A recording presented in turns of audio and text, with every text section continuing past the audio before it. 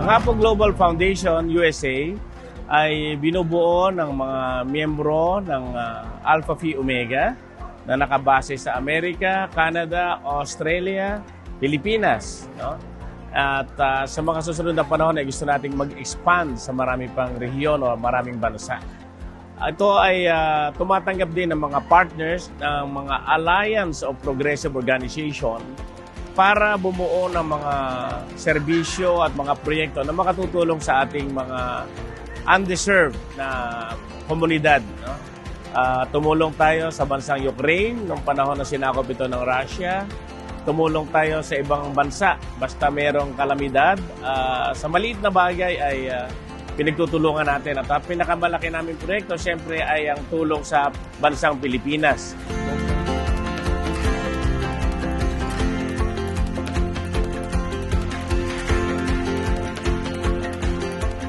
As an organization, our motto is to lead, build, and serve, And also, aside from that, we have followed the cardinal principles of Alpha Phi Omega, leadership, friendship, and service.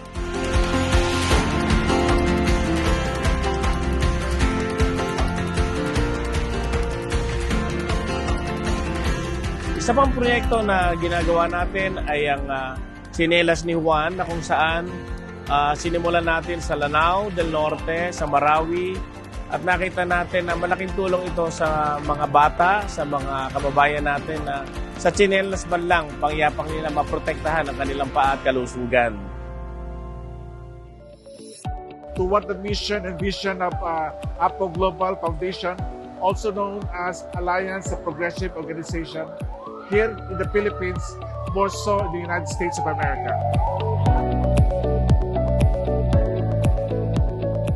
We continue to serve people through medical, dental, circumcision, and aside from that, we added on family planning, okay, Tsinelas Project, and some other things that we need to pursue. Welcome to Alliance Progressive Organization Global Foundation Humanitarian Mission. Together, we turn compassion meets action. So with its mission and goal, reaching 8,000 undeserved Filipinos by 2013, providing essential medical and dental care, bringing hope, dignity, and compassion to those who need it most.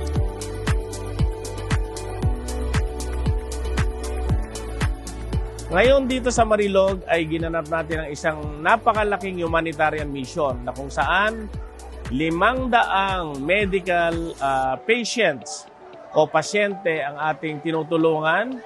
Binibigyan ng ating mga doktor ng tamang prescription at advice at diagnosis.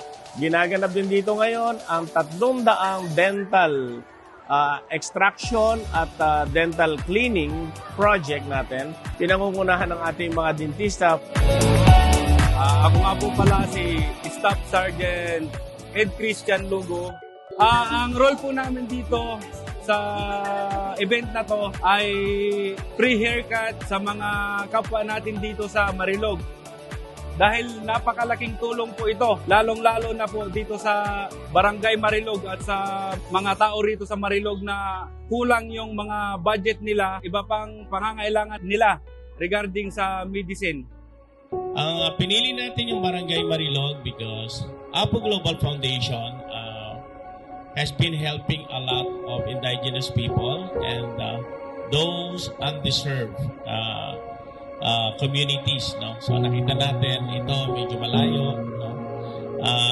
This event also is coincides with the 36th Biennial Convention or National Convention ng Alpha Phi Omega here in Davao.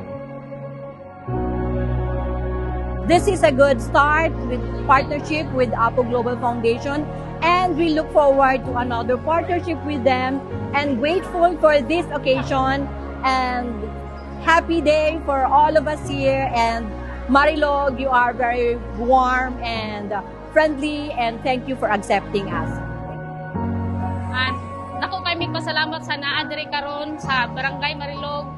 ug labi na sa mga doktor nga naa diri karon, sa mga staff nga naa diri gipasalamatan namo sila dako tungod kay naabot sila diri sa among barangay nga naa sila libre nga programa. Ug ilabi na kaning Apo Global Foundation. Daghang salamat. From Apo Global Foundation, thank you so much, Ma'am Sir. No? Malaking kasiyahan ko po na sa barangay namin ang napili ninyo para magdala kayo ng mga ganitong serbisyo para sa aming mga lumad. Sana hindi lang ito ang huli, but ito ang ito ang una para magka-partner tayo sa aming barangay. Maraming salamat sa Apo Global Foundation sa serbisyong dala sa aming barangay, ang Barangay Marilog proper. Thank you so much.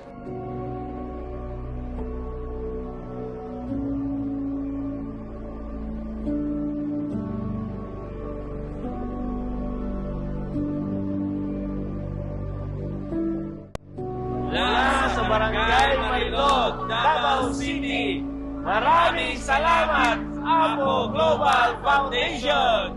Yay!